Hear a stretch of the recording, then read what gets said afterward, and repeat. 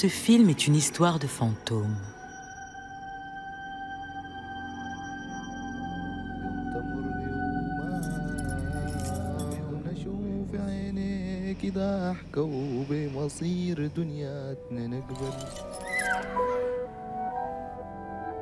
Un fantôme qui hante un tableau. L'atelier du peintre, allégorie réelle, date de 1855. Gustave Courbet se met en scène dans un autoportrait entouré de ses modèles. Il écrit à son ami Champfleury. C'est le monde qui vient se faire peindre chez moi. À l'extrémité, à droite, parmi les amateurs du monde de l'art, Baudelaire lit dans un grand livre. À côté de lui, une négresse se regarde dans une glace avec beaucoup de coquetterie. Pourtant, à côté de Baudelaire, difficile de distinguer qui que ce soit. Si, peut-être. Tu es bien là, négresse coquette. Tu as été effacée du tableau par Courbet lui-même, effacée de l'histoire, effacée des mémoires. Avec le temps, la couche de peinture qui voulait t'ensevelir devient transparente et tu réapparais. C'est à toi que je vais m'adresser. Tu te prénommes Jeanne. Tu as été la compagne de Baudelaire, l'amie, la muse. Aveuglés par leurs préjugés racistes, les biographes du poète du 19e siècle jusqu'à aujourd'hui se sont acharnés sur toi. Jeanne Duval n'avait, à part sa race, rien de remarquable. Ni le talent, ni la beauté, ni l'esprit, ni le cœur. Jeanne Duval présentait tous les défauts que l'on dit être ceux des métisses. Sournoise, menteuse, débauchée, dépensière, alcoolique, et par surcroît ignorante et stupide, elle se fût peut-être trouvée mieux à sa place dans le monde de la prostitution que dans la compagnie des artistes. Il semble qu'il y ait eu dans la vie de Baudelaire une sorte de prédestination singulière qui l'enchaînait à la race noire. Avec Jeanne Duval, la pigmentation sombre de la peau prendra dans l'atmosphère brumeuse de Paris une signification symbolique. La descente aux enfers commence. Il goûte une jouissance perverse à frotter sa peau pâle contre cette peau africaine. Le caquetage de Jeanne l'exaspère. Mais il suffit qu'elle bouge, la croupe saillante, les seins offerts, pour qu'il voie en elle la sorcière antique dont il ne peut se passer pour vivre. Cette minable figurante qui s'adonna à la prostitution et à l'alcool convertira l'art de Baudelaire à la nuit. Que de haine déversée sur toi. Paul Gut n'a pas l'air d'aimer la nuit. C'est beau pourtant la nuit. Si c'est toi qui as converti l'art du poète à la nuit, alors c'est tout à ton honneur. Toi qui as inspiré certains des plus beaux vers de Charles Baudelaire. Ô toison, moutonnant jusque sur l'encolure, ô boucle, ô parfum chargé de nonchaloir, extase. Pour peupler ce soir l'alcôve obscure des souvenirs dormant dans cette chevelure, je la veux agiter dans l'air comme un mouchoir. La langoureuse Asie, la brûlante Afrique, tout un monde lointain, absent, presque défunt, vit dans tes profondeurs, forêt aromatique. Comme d'autres esprits voguent sur la musique, le mien, ô mon amour, nage sur ton parfum. J'irai là-bas où l'arbre et l'homme pleins de sève se pâment longuement sous l'ardeur des climats. Forte tresse, soyez la houle qui m'enlève. Tu contiens, mer d'ébène, un éblouissant rêve de voiles, de rameurs, de flammes et de mâts, un port retentissant où mon âme peut boire à grands flots le parfum, le son et la couleur.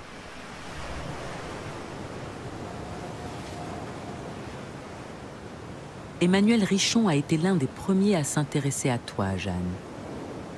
Il a passé 10 ans de sa vie à traquer ta présence dans les vers de Baudelaire, dans sa correspondance, dans de rares témoignages, avec la volonté farouche de te ramener à ta juste place dans l'œuvre et la vie du poète.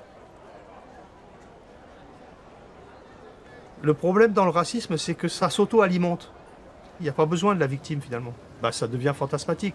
Donc du coup, quand quelqu'un a dit une énormité sur Jeanne Duval, quelqu'un d'autre arrive après, lit l'énormité, la prend telle qu'elle, et la remet avec son petit grain à elle en plus, quoi. Donc et chacun y a été avec son petit grain en plus. Ça tournait bien, c'était une jolie musique, une ritournelle de la haine, qui s'est alimentée comme ça jusqu'à aujourd'hui.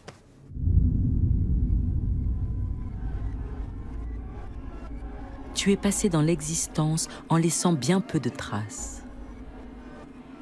Un peu comme tous ces promeneurs des premières images des rues de Paris, quand le temps d'exposition pour imprimer une réalité sur des plaques de verre était si long que les personnes en mouvement s'évanouissaient dans l'espace. Ne restaient visibles que ceux immobiles. Qui sait, peut-être es-tu passé là sur les quais de la Seine. Ou là, à côté de ce cireur de chaussures. Ou là encore, dans cette rue en plein travaux. Peut-être es-tu cette ombre à la trace éphémère, cette silhouette qui ne laisse qu'une empreinte invisible au regard de l'univers moqueur.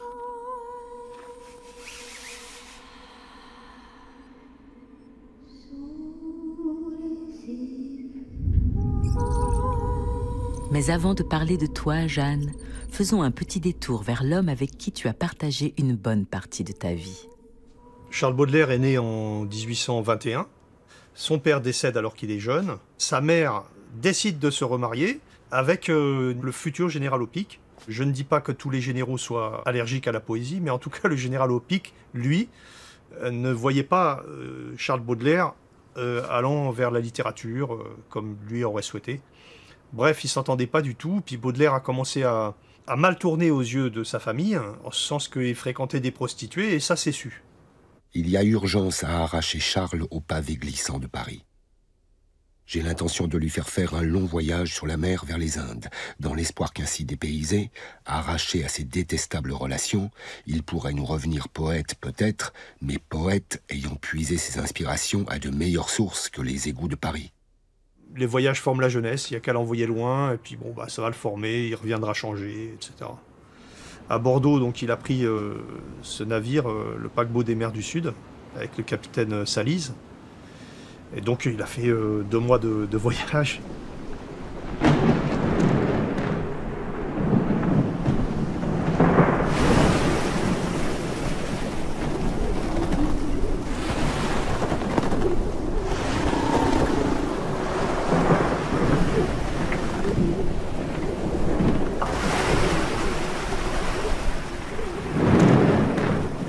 Ils ont essuyé un cyclone polaire en étant dépassés bien trop au large du cap de Bonne-Espérance. Et ce sont des cyclones très très violents et très soudains.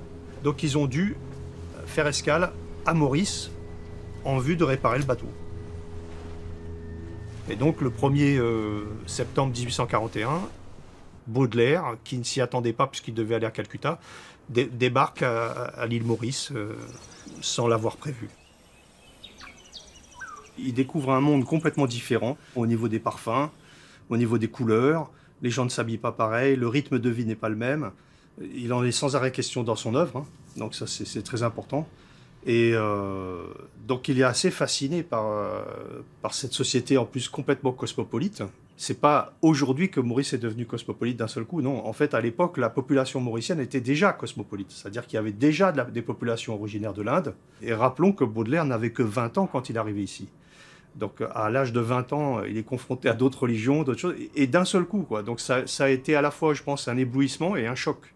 Alors la date à laquelle il arrive ici, c'est très important parce que c'est une date entre plusieurs. C'est-à-dire, quand il arrive en 1841, à La Réunion, il y a encore l'esclavage, jusqu'en 1848, et à Maurice, l'esclavage vient d'être aboli, donc en 1835.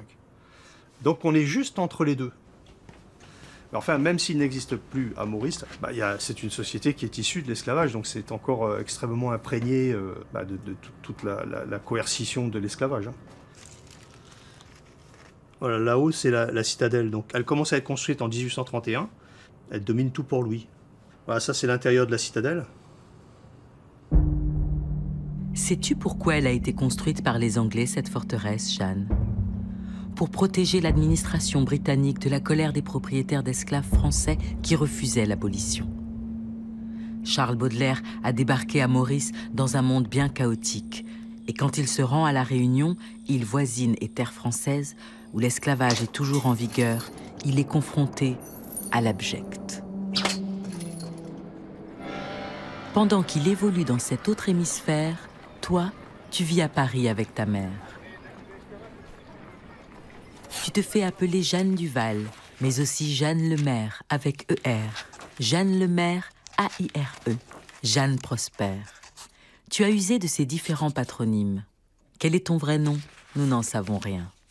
L'état civil de Jeanne, c'est toute la situation de la période de l'esclavage, où la première chose, comme disait donc Aimé Césaire, qu'on a volé aux esclaves, la première chose, c'est leur nom. Elle est symptomatique de son époque, de sa classe, de son univers, qui vient fondamentalement de l'esclavage, qui a renié sa personnalité, qui a renié son identité, qui a renié même ses goûts, qui a tout renié, sa religion, ainsi de suite.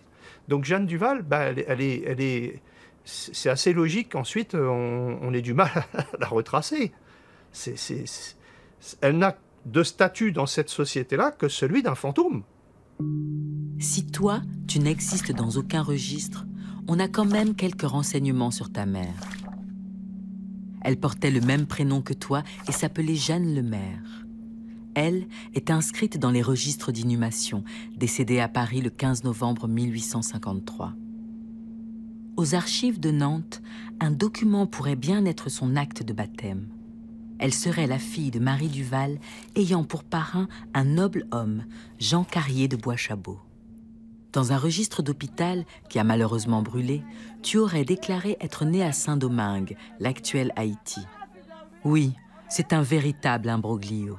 Nantes était le premier port négrier français. C'est la ville qui a le plus déporté d'esclaves dans la France, donc entre le 16e et le 19e siècle. Et on a déjà à Nantes, comme dans les autres grands ports négriers français, Bordeaux, La Rochelle, Le Havre, on a une population noire qui effectivement vient de Saint-Domingue pour la plupart, puisque Saint-Domingue, c'est la perle des Antilles au XVIIIe siècle. C'est la colonie la plus riche d'Amérique. Il est tout à fait possible que la mère de Jeanne Duval soit née effectivement à Nantes, mais que le maître ait décidé de la ramener à Saint-Domingue. Et ça peut expliquer que Jeanne Duval soit née à Saint-Domingue et que par la suite, elle revienne. Parce que malgré la révolution haïtienne, malgré l'indépendance d'Haïti en 1804, il y a quand même une circulation qui est encore très importante. Et il est probable que la culture que sa mère a acquise lui ait permis de trouver les ressources nécessaires pour revenir en métropole et pour faire carrière.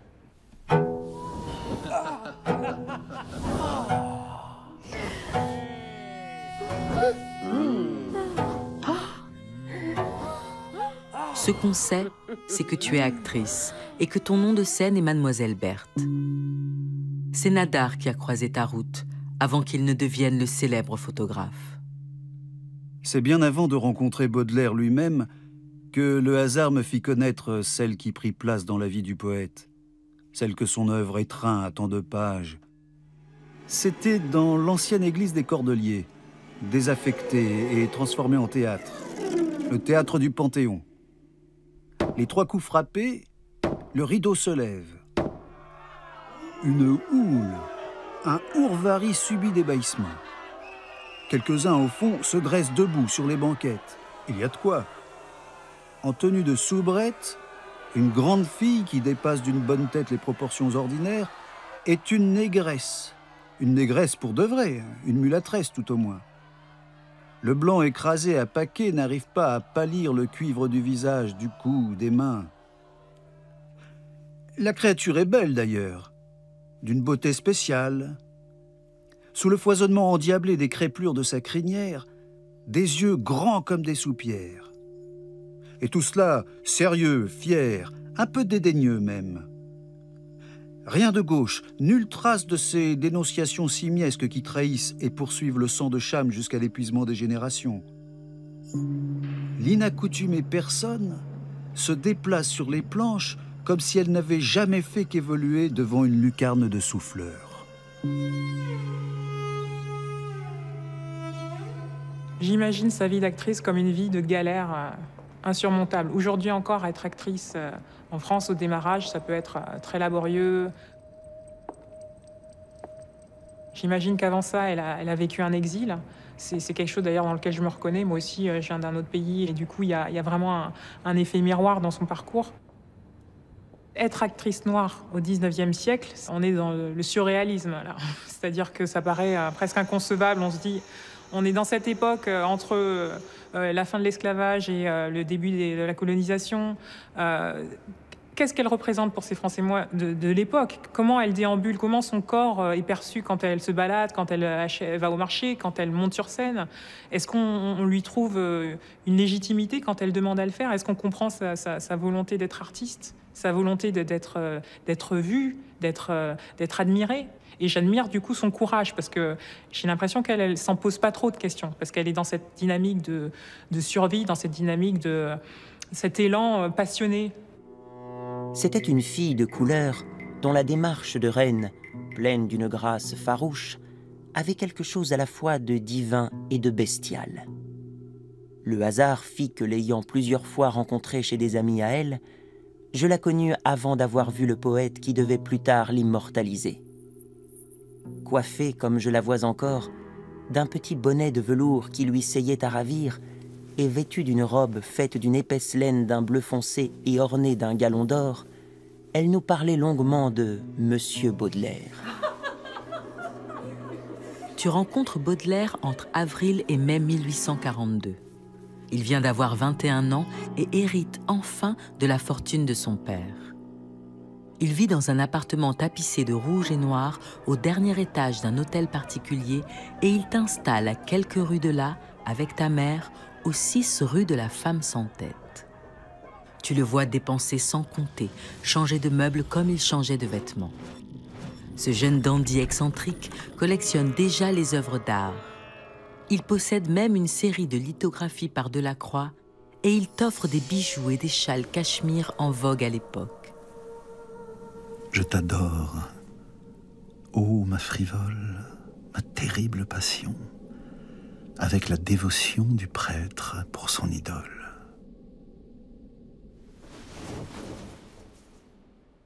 Baudelaire avait absolument besoin de Jeanne Duval, à la fois pour sa vie, pour sa vie, quoi, pour l'équilibre de sa vie, mais aussi pour pouvoir créer. C'est pas seulement qu'elle était sa muse, c'est vraiment qu'elle entre dans le processus de création, de créativité, et qu'il a besoin que l'ailleurs soit ici. Jeanne Duval, c'est le voyage qui continue, c'est-à-dire que quand Jeanne Duval est là, ben quelque part, il est encore dans les mascareignes, en fait, dans sa tête. Je pense que Jeanne a mis en bouche les poèmes de Baudelaire, c'est-à-dire qu'elle les a déclamés, elle les a dit avec son éloquence bien à elle, elle les a dit avec confiance, elle les a dit avec douceur. Peut-être qu'en les entendant dans sa bouche à elle, il a pu corriger, reprendre certains de ses vers pour qu'ils sonnent mieux. Ce qu'il espère aussi, c'est que ces moments qu'il a pu vivre avec cette femme, les moments les plus heureux, ben en fait, demeurent immortels. Je pense que c'est un des buts de sa poésie.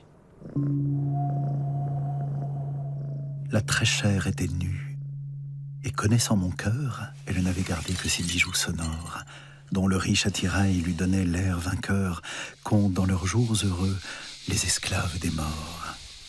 Quand il jette en dansant son bruit vif et moqueur, ce monde rayonnant de métal et de pierre me ravit en extase, et j'aime à la fureur les choses où le son se mêle à la lumière.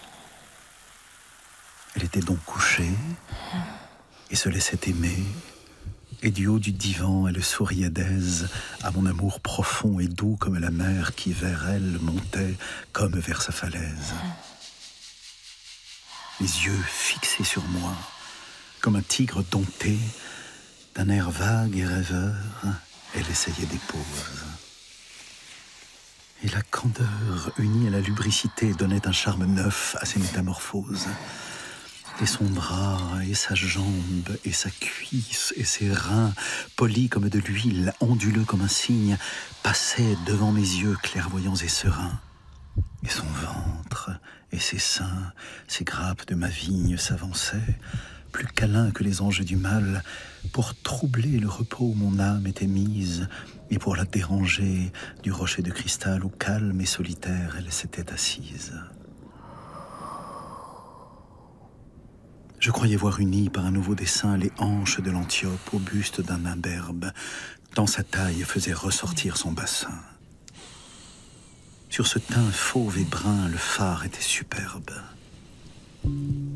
Et la lampe s'étant résignée à mourir, comme le foyer seul illuminait la chambre, chaque fois qu'il poussait un flamboyant soupir, il inondait de sang cette peau couleur d'ambre.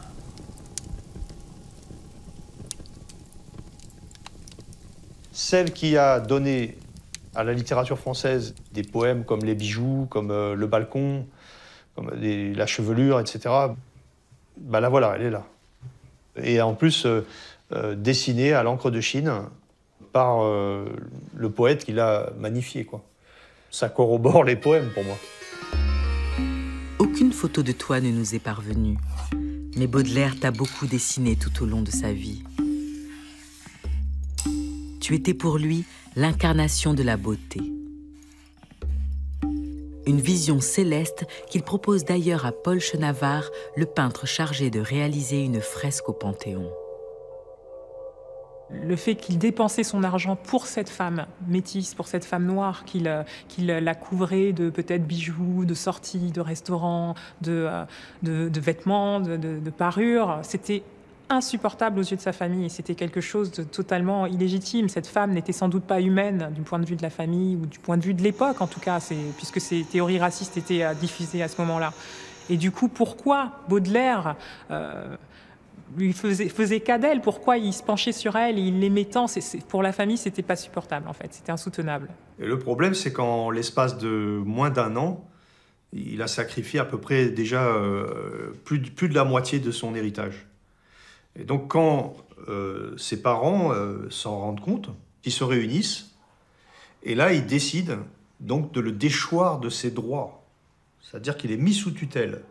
En fait, son statut est le même qu'un mineur. Ça veut dire que, il n'a pas le droit de voter, il n'a pas le droit de se marier, et ne peut pas léguer ses biens comme il l'entend. Pour Charles Baudelaire, qui a 23 ans, cette mise sous tutelle est une tragédie.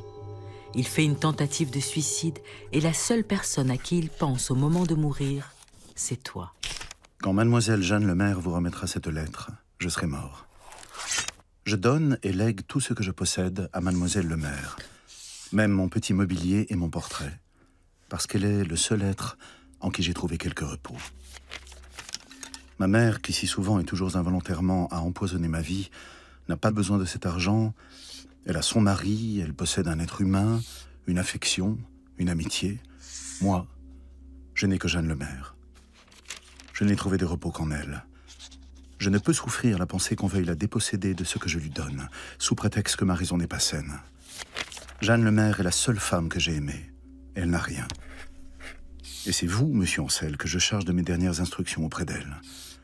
Ce testament n'est pas une fanfaronnade, ni un défi contre les idées sociales et de famille, mais simplement l'expression de ce qui reste en moi d'humain, l'amour et le sincère désir de servir une créature qui a été quelquefois ma joie et mon repos. Adieu.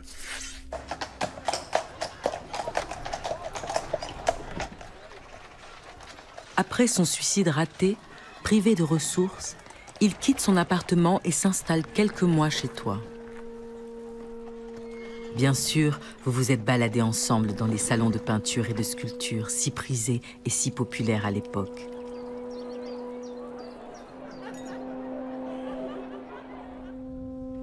Forcément, tu as discuté avec lui des toiles qu'il aimait, car obligé de gagner sa vie, il devient critique d'art. Dans sa critique d'art, il y a beaucoup d'occurrences sur son voyage ou sur Jeanne aussi. C'est pas uniquement contingenté, uniquement dans la poésie. Dans Delacroix, qu'est-ce qui plaît à Baudelaire? C'est à la fois le côté orientaliste et le coloriste. On voit bien que lui, il y a quelque chose qui le passionne dans les cultures d'ailleurs, etc. Donc ça ne pouvait que plaire à Baudelaire de par le sujet et de par la forme. Charles Merrion est très important aussi, parce que là, au contraire, on est dans le noir et blanc, c'est la gravure. Et Charles Merrion, c'est un peintre de fantastique. Là aussi, on voit que quand il parle de Jeanne, il y a beaucoup de fantastique, parce qu'il y a des coutumes différentes. Quand il en parle aussi en faisant allusion à la magie, à la sorcellerie, mais pas d'une manière négative. Certainement, tu l'as accompagné au 369 rue Saint-Honoré, à la salle Valentino, pour la présentation de la galerie indienne de George Catlin. Des centaines de peintures et de dessins représentant des Amérindiens, tous de face, car ils ne voulaient pas être représentés de profil comme des moitiés d'hommes. Son goût vraiment pour Catlin est relié évidemment à sa philosophie antiprogressiste. Il a un rapport à la sauvagerie, telle qu'elle est désignée par son époque, qui est un rapport complètement différent. C'est-à-dire pour lui, ce sont des gens plus civilisés que sa culture de l'époque, que sa bourgeoisie de l'époque, que son milieu parisien. Pour lui, Paris est foutu, quoi. Paris est en train d'être détruit. Paris est plein de gens qui pensent qu'à l'argent. Et là, d'un seul coup, il a des portraits de gens qui pensent à autre chose. Et qui le portent sur eux, qui sont beaux. Alors, évidemment, lui, il est absolument fasciné, quoi.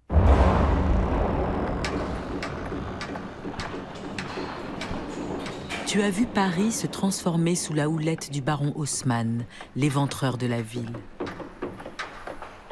Tu as vu raser les quartiers que vous aimiez. Tu as vu la construction de nouveaux ponts qui enjambent la Seine. Tu as vu le pont Saint-Michel changer de forme. Tu as vu déplacer des fontaines pour agrandir des places. Tu as vu s'élever les grandes gares. Tu as vu le vieux mur de Paris démantelé et les limites de la ville s'étendre encore et encore. Tu as vu disparaître le fameux boulevard du crime avec tous ces théâtres que tu aimais tant fréquenter et où tu n'as jamais réussi à faire carrière. Cette esthétique nouvelle du baron Haussmann, elle est intégrée dans Les Fleurs du Mal, parce que dans Les Fleurs du Mal, quand il parle des déchus, tous les gens qui étaient pauvres, les artisans, les chiffonniers, tous les métiers de rue, il y a énormément de métiers de rue à cette époque-là, sont tous refoulés pour aller ailleurs, hein, vous démerdez. Le paysage de Paris est complètement chamboulé, transformé, et Baudelaire, il s'y retrouve plus. Paris change. Mais rien dans ma mélancolie n'a bougé. Palais neuf, échafaudage, blocs, vieux faubourgs, tout pour moi devient allégorie, et mes chers souvenirs sont plus lourds que des rocs. Je pense à la négresse amaigrie et phthisique, piétinant dans la boue et cherchant l'œil hagard les coquetiers absents de la superbe Afrique derrière la muraille immense du brouillard. À quiconque a perdu ce qui ne se retrouve jamais, jamais. À ceux qui s'abreuvent de pleurs et têtent la douleur comme une bonne louve. Aux maigres orphelins séchant comme des fleurs. Ainsi, dans la forêt où mon esprit s'exile, un vieux souvenir sonne à plein souffle du corps. Je pense aux matelots oubliés dans une île, aux captifs, aux vaincus, à bien d'autres encore.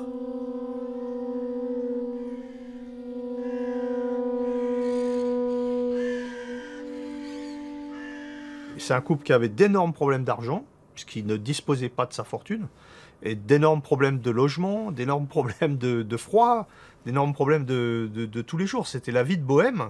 Et en plus de ça, vous ajoutez d'énormes problèmes de santé, pour l'un comme pour l'autre. Donc, avec quasiment des invalidités partielles pendant pas mal de temps, quoi. C'est des gens qui ont été très très atteints par la maladie. Une maladie qui s'appelle syphilis. Vous en êtes infectés tous les deux. La syphilis vous ronge à petit feu. Elle est le sida du 19e siècle. Elle est maladie de l'amour. Le couple Baudelaire, Charles Baudelaire et Jeanne Duval, c'est pas un couple idyllique, hein, je veux dire, loin de là. En fait, si on reprend vraiment la biographie exacte, on s'aperçoit qu'ils n'ont pas arrêté de déménager, ils n'ont pas arrêté de se quitter l'un l'autre aussi, ils n'ont pas arrêté de se rabibocher aussi, ils n'ont pas arrêté de vivre ensemble et de se reséparer, etc. Donc il y a eu des moments assez violents, assez durs. Je te frapperai sans colère et sans haine comme un boucher, comme Moïse le rocher, et je ferai de ta paupière, pour abreuver mon Sahara, jaillir les eaux de la souffrance. Mon désir gonflé d'espérance, sur tes pleurs salés nagera comme un vaisseau qui prend le large. Et dans mon cœur qu'ils saouleront, tes chers sanglots retentiront comme un tambour qui bat la charge. Ne suis-je pas un faux accord dans la divine symphonie, grâce à la vorace ironie qui me secoue et qui me mord? Elle est dans ma voix, la criarde. C'est tout mon sang, ce poison noir. Je suis le sinistre miroir où la mégère se regarde. Je suis la plaie et le couteau. Je suis le soufflet et la joue. Je suis les membres et la roue, et la victime et le bourreau. Je suis de mon cœur le vampire, un de ces grands abandonnés au rire éternel condamnés et qui ne peuvent plus sourire. Vous êtes liés comme amants éternels, comme frères et sœurs de sang, malgré vos disputes et vos infidélités. Car oui, on connaît à Baudelaire d'autres amours.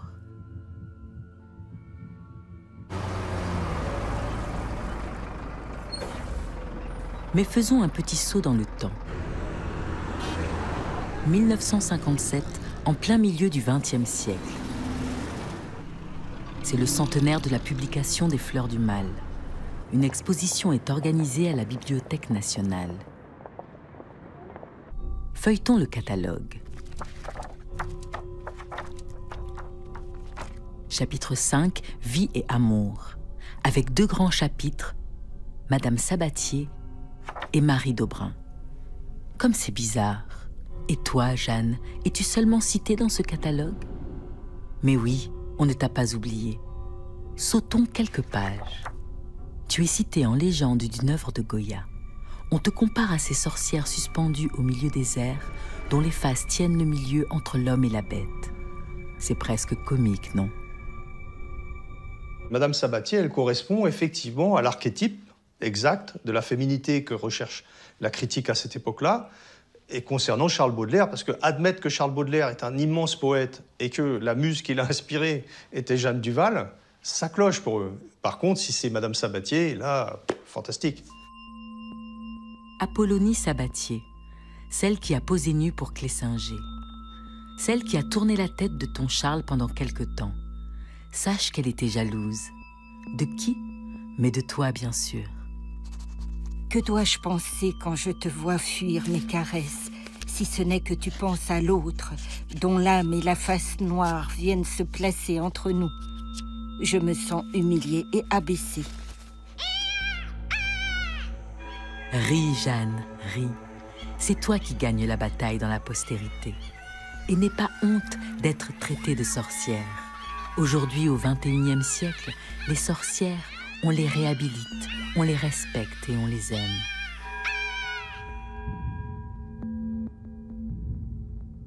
Quand tu quittes Baudelaire en 1856, il reste pendant 10 jours sans sommeil, toujours avec des vomissements, et obligé de se cacher, parce qu'il pleurait toujours. Tu quittes cet homme difficile, cette âme torturée, celui qui t'a promis monts et merveilles et qui ne t'a amené que des dettes. Celui qui t'a aimé, adulé dans sa poésie, mais qui sans doute ne savait pas vivre en dehors de sa poésie. Celui qui t'a peut-être effacé d'un tableau. Tu le quittes quelques mois après avoir été effacé du tableau. Il paraît, c'est ce que j'ai lu, que Baudelaire aurait demandé à Courbet de l'enlever du tableau parce que, après une énième rupture, las de Jeanne, en colère contre elle, il a voulu l'effacer de sa vie momentanément, mais il revient toujours à Jeanne. Et si ce n'était pas lui qui avait demandé que l'on t'efface? Quand on cherche la source de cette légende qui circule de biographie en biographie, on ne trouve qu'un texte écrit en 1944 qui nous dit que Courbet aurait effacé à la demande de Baudelaire. Et s'il s'agissait d'une énième rumeur malveillante? Ce qui est peut-être possible, c'est que d'autres personnes aient suggéré, fortement suggéré à Courbet d'effacer cette femme qui n'avait pas sa place dans ce tableau, dans ce milieu, dans ce cercle, dans ce monde-là. Moi, ça me surprend pas dans le sens où on a souvent essayé d'effacer les figures noires qui sont représentées de manière noble et humaine, hein, puisque c'est une forme de déshumanisation de vouloir l'effacer. C'est annuler sa présence, annuler sa contribution à cette société-là aussi. La revanche du temps et de la vérité sur ce tableau, c'est que malgré la volonté consciente ou inconsciente d'en effacer et d'invisibiliser cette femme, le temps et l'œuvre du temps réhabilitent finalement ce compagnonnage, cette histoire d'amour, puisque c'est ainsi qu'il faut l'appeler.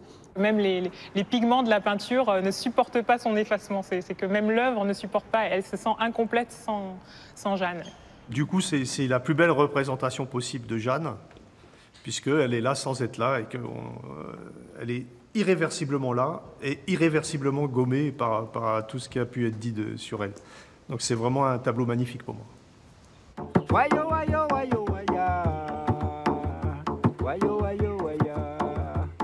Ta réapparition ressemble à un acte magique. Il y a de la magie dans les couleurs, dans la lumière, dans l'eau quand elle sculpte la nature.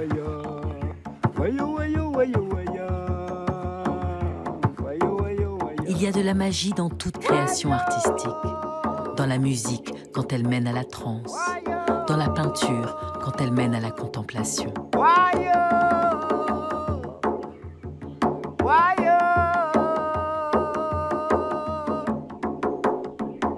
Il y a de la magie dans les vers de Baudelaire quand il se souvient du futur. Je te donne ces vers afin que si mon nom aborde heureusement aux époques lointaines et fait rêver un soir les cervelles humaines, vaisseau favorisé par un grand aquilon, ta mémoire, pareille aux fables incertaines, fatigue le lecteur ainsi qu'un tympanon. Et par un fraternel et mystique chaînon, reste comme pendu à mes rimes hautaines. Être maudit, à qui de l'abîme profond jusqu'au plus haut du ciel, rien hors moi ne répond. Ô toi qui, comme une ombre à la trace éphémère, foule d'un pied léger et d'un regard serein les stupides mortels qui t'ont jugé amer. Statue aux yeux de jet, grand ange au front d'airain.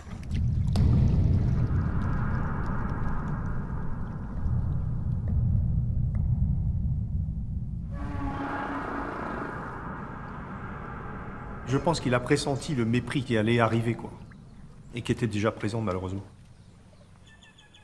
En fait, quelque part, la poésie, c'est une promesse de résurrection.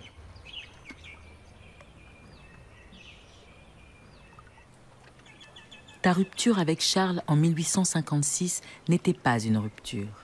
Il n'y a jamais eu de rupture. Il habite chez toi, 22 rue Beautreilly, de novembre 1858 à juin 1859. Quelques mois plus tard, tu tombes gravement malade. Tu es frappé de paralysie. Baudelaire t'accompagne au 81 rue Guyot dans l'atelier de Manet, son ami, pour que tu poses enfin pour un peintre. Ce tableau est connu sous deux noms, La femme à l'éventail ou La maîtresse de Baudelaire. Tu n'as toujours pas de nom. Tu vaux mieux qu'un patronyme. Tu portes cette petite croix autour du cou comme si la maladie te poussait à regarder vers le ciel. Et ta main droite, paralysée, paraît disproportionnée. Et tu es seul et triste dans ce tableau, perdu dans une gigantesque robe blanche à crinoline. Ils ont eu une vie épouvantable puisqu'ils n'avaient pas d'argent, ils étaient malades. Ils ont eu une vie sacrifiée, quoi. Et donc, qu'est-ce qui ressort de leur malheur? Si c'est pas les fleurs du mal. L'œuvre s'articule autour de Jeanne Duval, en réalité. C'est ça que les gens ont refusé de croire, ont refusé d'analyser, ont refusé de toute leur âme, de toute leur force, pour tenter de l'exclure à tout prix.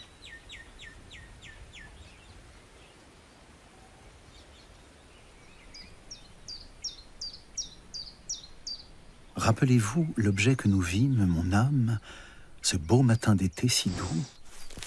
Au détour d'un sentier, une charogne infâme sur un lit semé de cailloux. Les jambes en l'air, comme une femme lubrique, brûlante et suant les poisons, ouvrait d'une façon nonchalante et cynique son ventre plein d'exhalaisons. Et le ciel regardait la carcasse superbe comme une fleur s'épanouir. La puanteur était si forte que sur l'herbe vous crûtes vous évanouir. Les mouches bourdonnaient sur ce ventre putride d'où sortaient de noirs bataillons de larves qui coulaient comme un épais liquide le long de ces vivants haillons.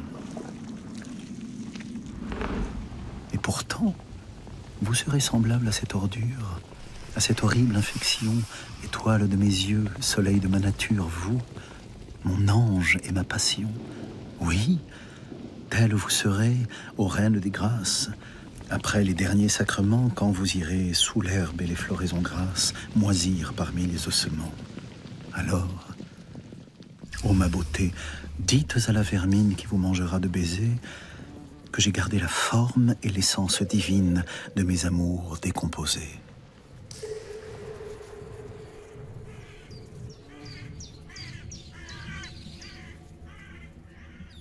L'influence de Jeanne dans Les Fleurs du Mal, elle est cruciale. C'est évident que cette œuvre, célébrée partout dans le monde, adorée par des millions à travers les âges, elle ne serait pas la même sans Jeanne Duval.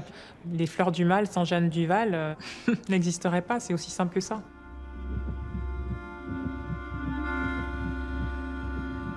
Le premier tirage des Fleurs du Mal, c'est 500 exemplaires chez Poulet-Malassis. C'est vraiment très restreint, c'est presque confidentiel. Il devait en attendre un certain succès. Justement, il a dû être très étonné d'avoir à essuyer un procès, je pense. Surtout que juste avant lui, il y avait déjà eu Flaubert. Donc Flaubert et Madame Bovary, et en fait, Flaubert n'a pas été condamné. Donc c'était étrange que c'est tombé sur lui, quoi. C'est tombé sur lui, et puis il ne faut pas oublier qu'il y avait 2 outrages.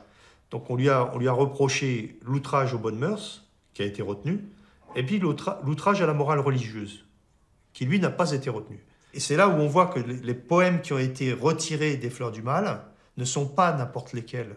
C'est-à-dire Le Balcon, Le L'été, Les Bijoux, par exemple, c'est parmi les plus beaux poèmes consacrés à Jeanne. C'est vraiment... l'allusion à la couleur de peau de Jeanne est évidente, sur ton corps fauve et brun, donc on ne peut pas être plus clair. Moi, j'aurais tendance à penser, vu le choix des poèmes qui ont été interdits, que le racisme se trouve au cœur de l'interdiction de ces quelques poèmes qui ont été proscrits. Donc, pour moi, c'est évident que dans le procès, dans l'outrage aux bonnes mœurs, il y a Jeanne.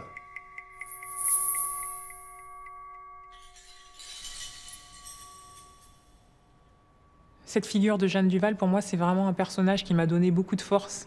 Cette conviction qu'on avait sa légitimité à poursuivre un parcours artistique, d'où qu'on vienne, qui que l'on soit.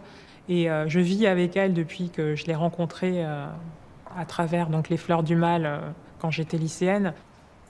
C'est important parfois d'avoir des images qui nous ressemblent.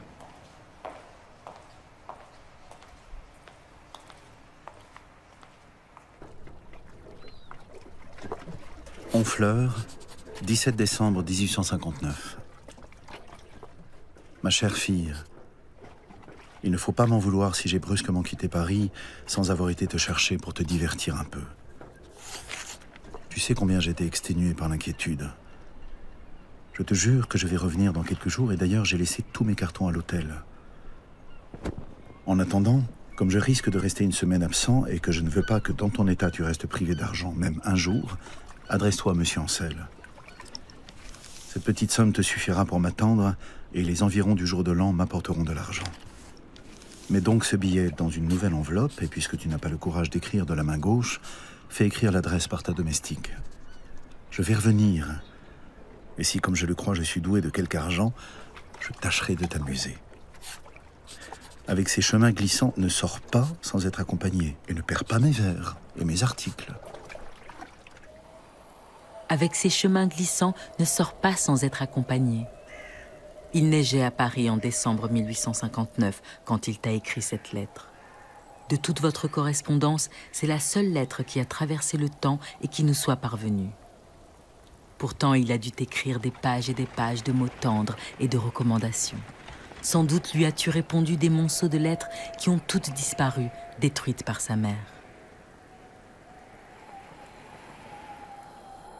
Les derniers stades de la syphilis, ce sont des atteintes neurologiques. L'as-tu revu quand il ne savait plus parler, quand il avait perdu ses plus précieux compagnons, les mots?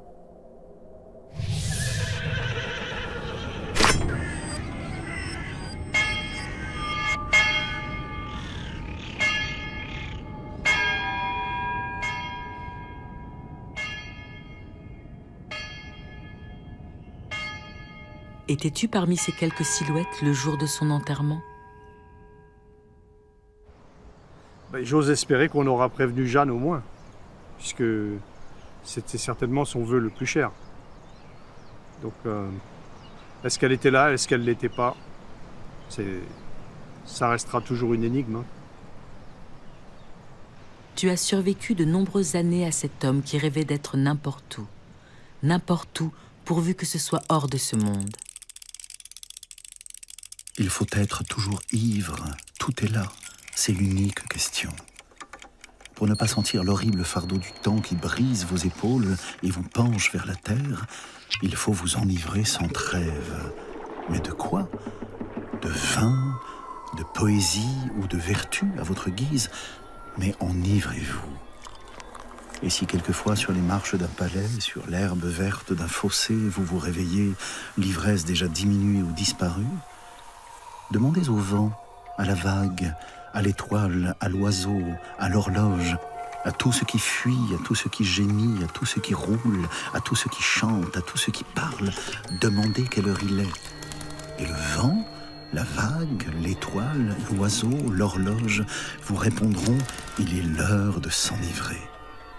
Pour ne pas être les esclaves martyrisés du temps, enivrez-vous sans cesse de vin, de poésie, de vertu, à votre guise.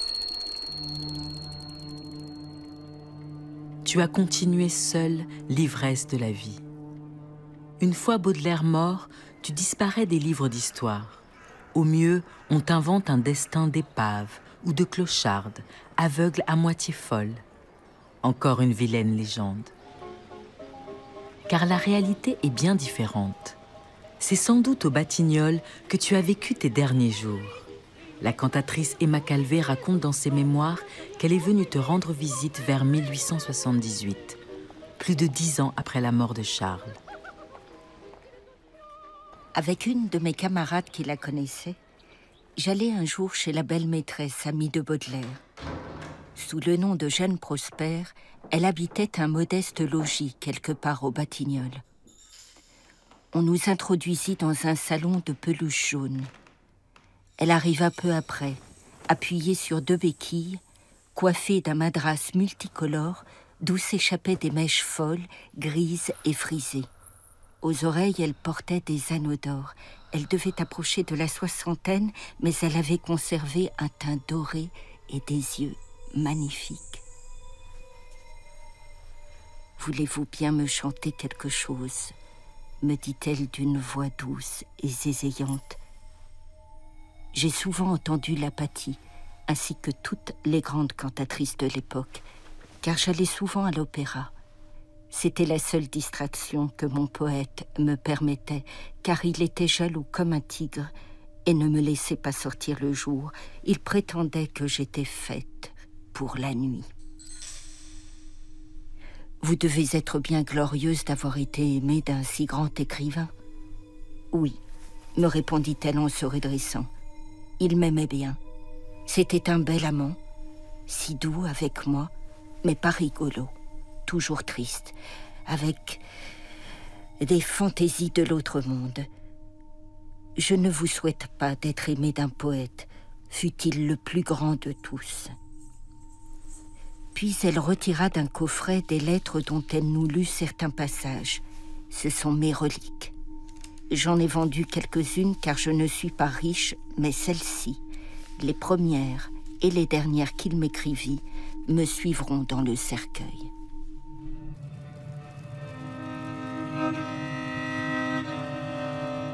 Où es-tu, Jeanne, ô molle enchanteresse, belle d'abandon, grand ange au front d'airain, serpent qui danse, bizarre déité brune comme les nuits, belle ténébreuse, maîtresse des maîtresses, majestueux enfant.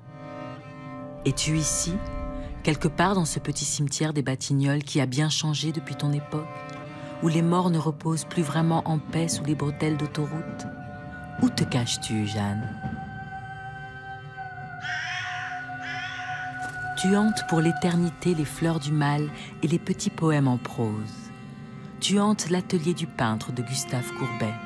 Et quand on pénètre dans les entrailles de la toile, on te perçoit encore mieux.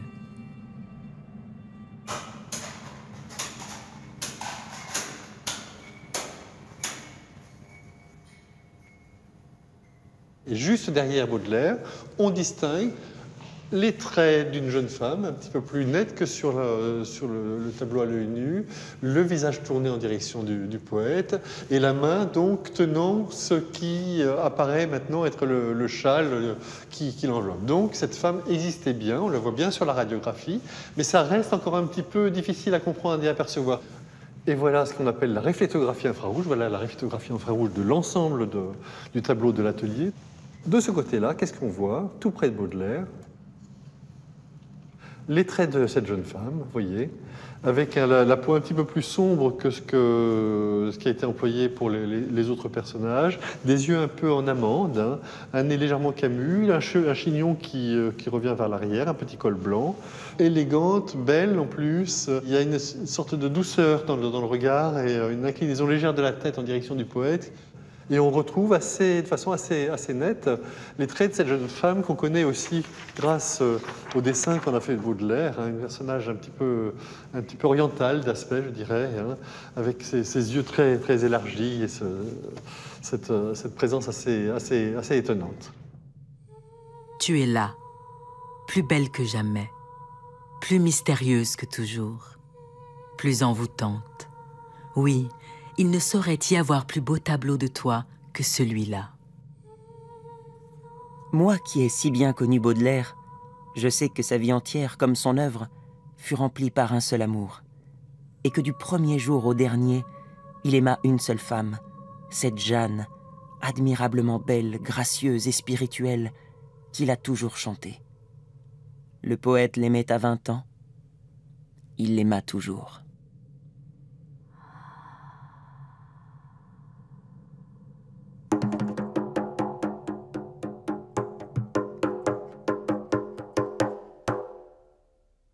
Why-yo, why-yo, why-yo, why-ya, why-yo, why-yo, why-yo, why-ya, why-yo, why-yo, why-yo, why-yo, why-ya, why-yo, why-yo, why-ya, why-yo, why-yo, why-yo, why-ya. Why-yo, why-yo, why-ya. Why-yo, why-yo, why-yo, why-ya. Why-yo, why-yo, why-ya. Why-yo, why-yo, why-yo, why-ya.